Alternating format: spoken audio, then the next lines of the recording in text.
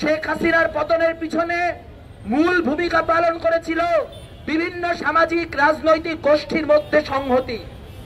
যেই সংহতির বোধের কারণে ঢাকা বিশ্ববিদ্যালয়ের একজন শিক্ষার্থী আক্রান্ত হওয়ায় আমার রিক্সা শ্রমিক ভাই, আমার হকার ভাই তারা রাস্তায় নেমে এসেছিল। সেই সমন্বিত মানুষের জোরে আমরা শেখ হাসিনার পতন ঘটাতে সক্ষম হয়েছিলাম।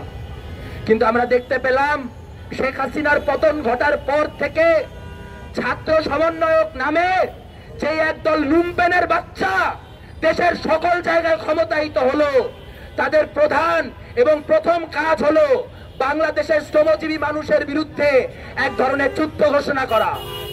সেই যুদ্ধের ফলাফল আমরা দেখি যখন আমরা দেখি টিএনজেড সহ বাংলাদেশের বহু গার্মেন্টসের শ্রমিক মাসের পর মাস ধরে তাদের যেই বকেয়া বেতন সেই বকেয়া বেতন পায় না। যখন কিনা রিক্সা শ্রমিককে অটো রিক্সা চালানোর জন্য দোষ দেই, যখন আমরা হকারকে হকারি করার জন্য দোষ দেই, তখন আমরা চিন্তা করি না এই লোকগুলা কোথা থেকে আসলো। এই লোকগুলা আসলো কারণ আপনার গ্রামীণ যে কৃষি জীবন সেই জীবন বহুজাতিক পুঁজির কাছে আপনি বিক্রি করে দিয়েছেন। 12 মাস কৃষি করে এখন আর সংসার চালানো যায় না, তখন সে বাধ্য হয়ে ঢাকা শহরে হকারি করতে আসে, তখন সে বাধ্য হয়ে অটোরিকশা চালাতে আসে, সে বাধ্য হয়ে সিলেটে অটোরিকশা চালাইতে যায়। আজ আমরা দেখতে পাই যে ঢাকা শহরে ট্রাফিক জ্যামের জন্য, অনিরাপদ পরিবেশের জন্য দায়ী করা হয় হকারদের।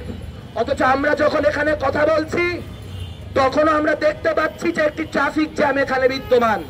তাহলে প্রশ্ন হচ্ছে, ডাকসুর যেই ফাটা কেষ্টরা এখান থেকে হকার উচ্ছেদের নামে শ্রমজীবী মানুষের পেটে লাথি মারলেন, তারা কোন উপকারটা সাধন করলেন? তারা কি ট্রাফিক জ্যাম বন্ধ করতে পারছেন?